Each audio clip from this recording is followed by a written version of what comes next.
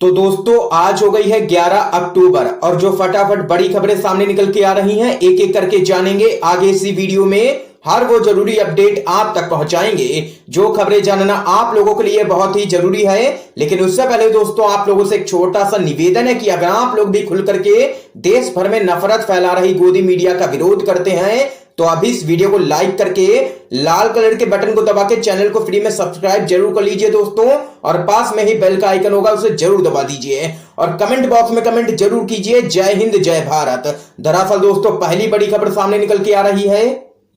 बिहार विधानसभा चुनाव कांग्रेस के स्टार प्रचारकों की लिस्ट हुई है जारी। सोनिया गांधी, राहुल गांधी, मनमोहन सिंह के साथ प्रियंका गांधी भी करेंगी चुनाव प्रचार। आप लोगों को दोस्तों बताते चले कांग्रेस ने 28 अक्टूबर को होने वाले बिहार चुनाव के पहले चरण के मतदान के लिए अपने 30 स्टार प्रचारकों की सूची जारी कर दी है।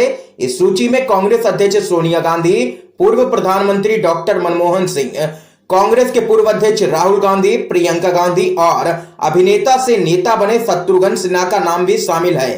कांग्रेस ने भारतीय निर्वाचन आयोग के साथ भी इस सूची को यहां पर साझा कर दिया है। बिहार चुनाव के लिए स्टार प्रचारकों की सूची में कांग्रेस के वरिष्ठ नेता गुलाम नबी आजाद, शक्ति सिंह गोहिल, शकील अहमद, रणदीप सिंह सुरजेवाला के नाम भी शामिल है। इनके अलावा कांग्रेस शासित राज्यों के मुख्यमंत्री भूपेश बघेल, अशोक गहलोत, अमरिंदर सिंह और पूर्व लोकसभा स्पीकर मीरा कुमार, राज बब्बर, प्रमोद तिवारी, सचिन पायलट और तारिक अनवर भी चुनाव प्रचार करेंगे। इसके अलावा भी कई नेताओं को कांग्रेस के स्टार प्रचारकों की लिस्ट में जगह दी गई है। ये यहां पर दोस्तों बड़ी अपडेट सामने निकल के आई है। इसके साथ ही एक और बड़ी खबर दोस्तों जान लेते हैं। टीआरपी स्कैम केस में फंसे रिपब्लिक के सीईओ को मिला है समन। आप लोगों को दोस्तों बताते चले टीआरपी स्कैम में फंसे रिपब्लिक टीवी की करतूत देश के सामने आ चुकी है। मुंबई पुलिस रिपब्लिक पर नकेल कसने की पूरी तैयारी में है। इस मामले में रिपब्लिक के सीईओ विकास खंचंदानी को ताजा समन जारी कर दिया गया है। तो वहीं इस पूरे मामले में जल्द ही अर्णब गोस्वामी को भी पुलिस हिरासत में ले सकती है और पूछताछ कर सकती है। इसके साथ ही दोस्तों एक और बड़ी अपडेट जान लेते हैं। जवानों के पास बुलेट प्रूफ ट्रक नहीं है लेकिन पीएम मोदी के पास 8400 करोड़ का विमान है। ये कैसा न्याय है, ये यहां पर कहना है राहुल गांधी का।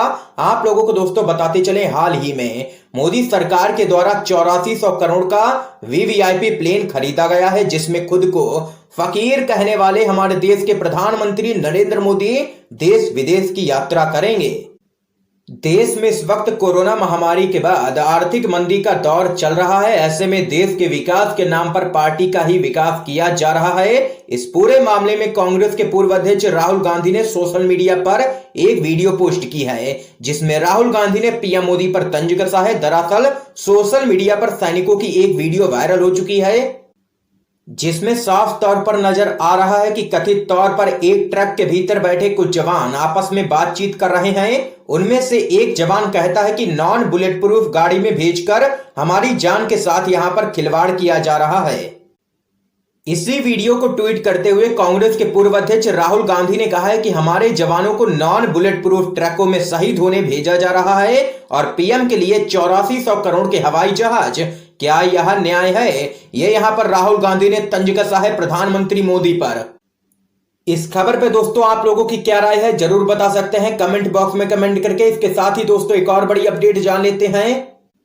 हाथरस कांड सीबीआई जांच में देरी पर संजय सिंह ने उठाए हैं सवाल। क्यों नहीं दिख रही है सुशांत केस जैसी तेजी? आप लोगों को दोस्तों बताते चले आम आदमी पार्टी के सांसद एवं यूपी के प्रभारी संजय सिंह ने कहा कि हाथरस मामले में फिल्म अभिनेता सुशांत सिंह जैसी तेजी क्यों नहीं दिखी। सुशांत सिंह के मामले में तो एक ही दिन में सीबीआई के नोटिफिकेशन निकल आया और अगले दिन जांच भी शुरू हो गई, जबकि हाथरस के मामले में 7 दिन हो गए हैं और नोटिफिकेशन तक नहीं निकला है। संजय सिंह ने कहा है कि प्रदेश सरकार जानबूझकर हाथरस कांड के दोषियों को बचाने में लगी है और केस को लगातार कमजोर कर रही है। प्रदेश सरकार योगी सरकार को दलित समाज की गरीब बच्ची के परिवार के दुख दर्द से कोई भी मतलब नहीं है। उन्होंने कहा है कि हत्या और बलात्कार की जांच तथ्यों के आधार पर होती है लेकिन प्रदेश की योगी सरकार इस जघन्य अपराध को अंतर्राष्ट्रीय साजिश और दंगा फैलाने की कोशिश बताने में लग गई है।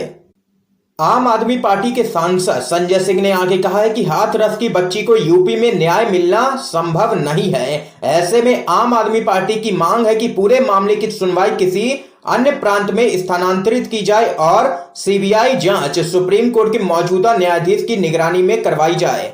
ये यहाँ पर तमाम बातें कही हैं संजय सिंह ने और सीधे तौर पर प्रदेश की योगी सरकार को लिया है निशाने पर। इसके साथ ही दोस्तों एक और बड़ी खबर आप लोगों को बताते चलें। असदुद्दीन ओवैसी का आरएसएस पर हमला, कहा भागवत ना बताएं हम कितने खुश हैं, उनकी विचारधारा हमें सेकंड क्लास नागरिक बनाना चाहती है। आप लोगों को दोस्तों बताते चले एआईएमआईएम चीफ असदुद्दीन ओवैसी ने संघ प्रमुख मोहन भागवत पर जोरदार हमला बोला है। ओवैसी ने मोहन भागवत के उस बयान पर आपत्ति जताई है जिसमें उन्होंने कहा था कि भारत का मुसलमान दुनिया में सबसे संतुष्ट है। ओवैसी ने इस बयान पर कड़ी प्रतिक्रिया दी है। उन्होंने कहा है कि मोहन भागवत यहां ना बताएं कि हम कितने खुश हैं, जबकि उनकी विचारधारा मुसलमानों को सेकंड श्रेणी का नागरिक बनाना चाहती है। आपको बता दें कि मोहन भागवत ने कहा था कि सबसे ज्यादा भारत के ही मुस्लिम संतुष्ट हैं। इस पर ओवैसी ने सख्त टिप्पणी की है और कहा है कि खुशी का पैमाना क्या है, यही कि भागवत नाम का एक आदमी हमेशा हमें बताता रहा है कि हमें बहुसंख्यकों के प्रति कितना आभारी होना चाहिए। हमारी खुशी का पैमाना यह है कि क्या संविधान के तहत हमारी मर्यादा का सम्मान किया जाता है या नहीं। अब हमें ये नहीं बताइए कि हम कितने खुश हैं, जबकि आपकी विचारधारा चाहती है कि मुसलमानों को सेकंड श्रेणी का नागरिक बनाया जाए। ये यहाँ पर सीधे तौर पर आरएसएस प्रमुख मोहन भागवत को लिया है ओवैसी ने निशाने पर। इसके साथ ही दोस्तों एक और बड़ी खबर आप लोगों को बताते चलें। राजस्थान के मुख्यमंत्री अशोक गहलोत ने कृषि कानूनों को काला कानून बताया, बोले किसान हित में उचित कदम उठाएंगे। आप लोगों को दोस्तों बताते चलें, राजस्थान के मुख्यमंत्री अशोक गहलोत ने केंद्र सरकार के द्वारा हाल ही में पारित कृषि कानूनों को काला कानून करार देते हुए कहा है कि उनकी सरकार किसानों के हित में उचित कदम उठाएगी। राज्य सरकार के द्वारा इन कानूनों के खिलाफ कदम उठाए जाने का संकेत देते हुए गहलोत ने कहा है कि कांग्रेस अध्यक्ष सोनिया गांधी ने कहा है कि राज्य सरकारों को इस पर विचार करना चाहिए।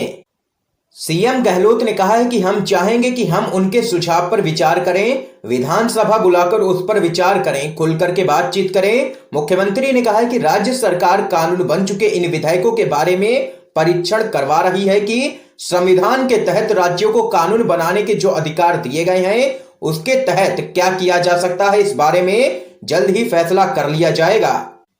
किसानों के हित में जो भी होगा उसमें कमी नहीं आने देंगे हम लोग। और आप लोगों को बताते चले, अशोक गहलोत ने आगे कहा है कि राज्य सरकार और कांग्रेस पार्टी हमेशा ही किसानों के संग खड़ी मिलेगी।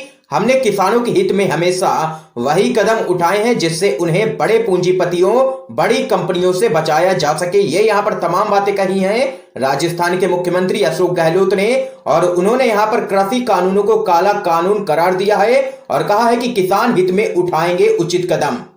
इसके साथ ही दोस्तों एक और बड़ी अपडेट जान लेते हैं। जो बाप नहीं वो औलाद का और जो किसान नहीं वो खेती का दर्द क्या जाने, कांग्रेसी विजेंद्र सिंह का ट्वीट सीधे तौर पर पीएम मोदी को लिया है निशाने पर। आप लोगों को दोस्तों बताते चलें, मशहूर बॉक्सर और कांग्रेस के नेता विजेंद्र सिंह ने ट्वीट के जरिए बिना नाम लिए सीधे तौर पर मोदी सरकार पर निशाना साधा है। विजेंद्र ने ट्वीट कर कहा है कि जो बाप नहीं वो औलाद का और जो किसान नहीं वो खेती का दर्द क्या जानेगा। आप लोगों को दोस्तों बताते चले, विजेंद्र ने यह ट्वीट कृषि बिल को लेकर के किया है जिसके खिलाफ देश के कई हिस्सों में किसान लगातार विरोध प्रदर्शन कर रहे हैं और कांग्रेस पार्टी भी किसानों के समर्थन में खड़ी है और लगातार मोदी सरकार के खिलाफ मोर्चा खोला हुआ है इन कानून को लेकर के। इसके साथ ही दोस्तों एक और बड़ी अपडेट जान लेते हैं।